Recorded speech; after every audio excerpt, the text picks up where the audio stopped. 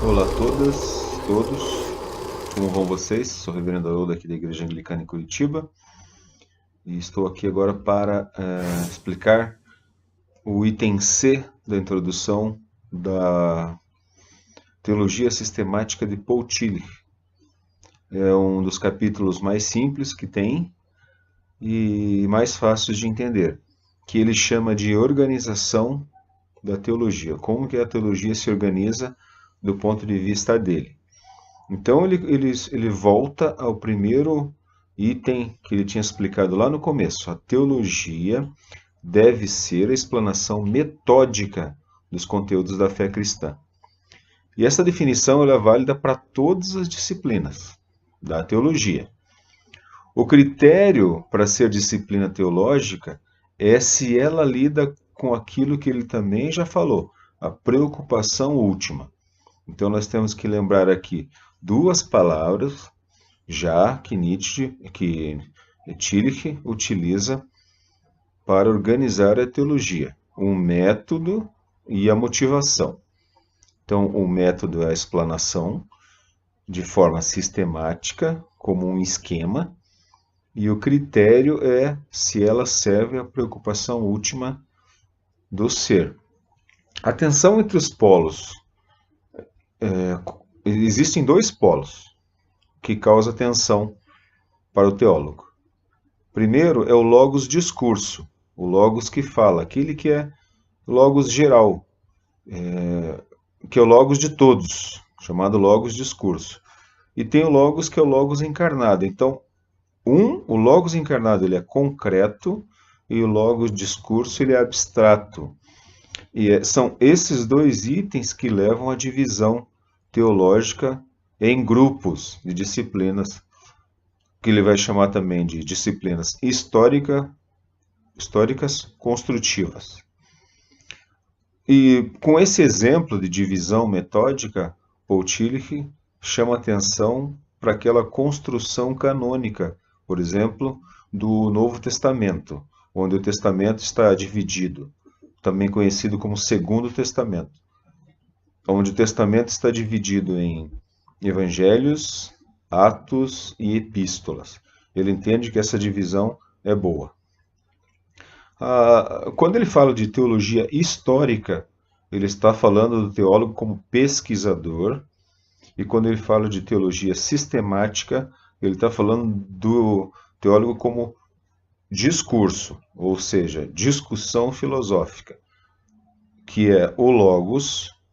A pesquisa histórica estaria ligada ao logos encarnado e a discussão filosófica estaria relacionada ao logos universal. O historiador e filósofo, ambos membros de uma faculdade de teologia, devem se unir na tarefa de interpretar a mensagem cristã, cada um com seu respectivo instrumental. A influência das outras religiões e culturas na Bíblia é clara. Portanto, a igreja deve estudar a história para que não dê respostas óbvias, e cada qual utilizando seu instrumental cognitivo. Existe, então, uma teologia que apresenta um sistema, que enfatiza um caráter existencial e cuja tendência deve seguir em relação à preocupação última, ou seja, a sua finalidade.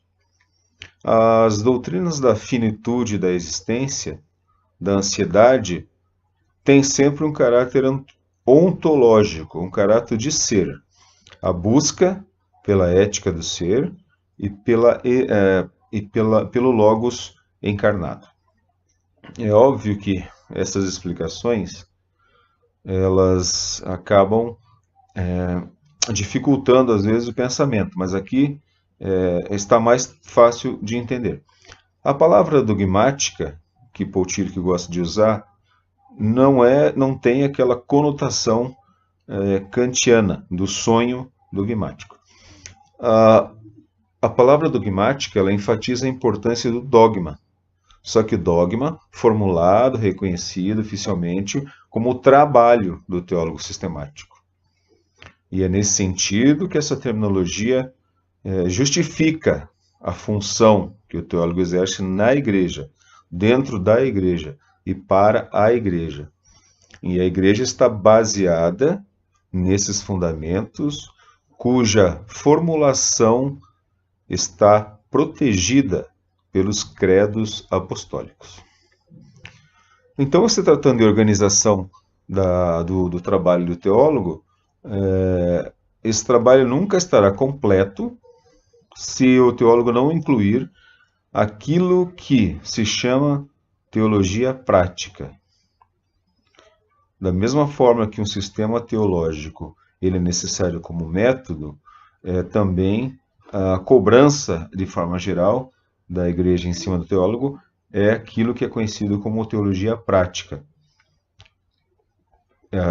A finalidade da teologia prática é a vida existencial da igreja. Se o teólogo prático faz um estudo da história do hino protestante, por exemplo, ele está trabalhando no âmbito da teologia histórica. Está pesquisando os hinos do Charles Wesley, do John Wesley, entre outros.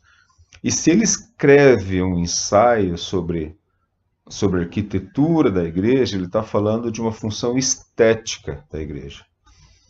Isso também se deduz do caráter existencial. A preocupação última. A preocupação última pode desaparecer entre a teoria e a prática, assim como a teologia histórica e sistemática. Essa teologia tem um aspecto não teológico, aí que está um paradoxo. Como que a teologia prática pode ser não teológica, não ontológica? Para discutir as expressões institucionais da vida da igreja, o teólogo prático, que já dispõe do método, que já dispõe de uma justificativa, que já estruturou em disciplinas, então ele deve usar esse teólogo para colocar em prática o saber.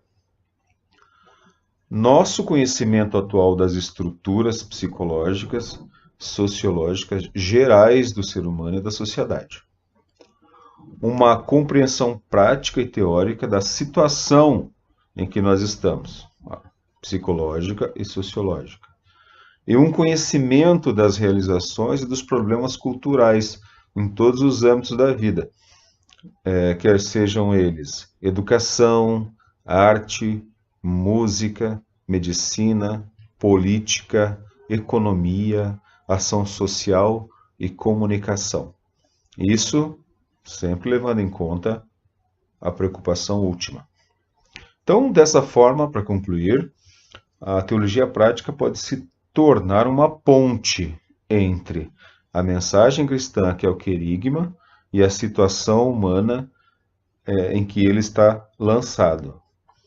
E se for impulsionada pela preocupação última, aí sim a organização da teologia como modo de vida ou como modo de ensino, ela se torna concreta e universal. Ela junta os dois pontos, o logos encarnado e o logos discurso. Um abraço, até breve.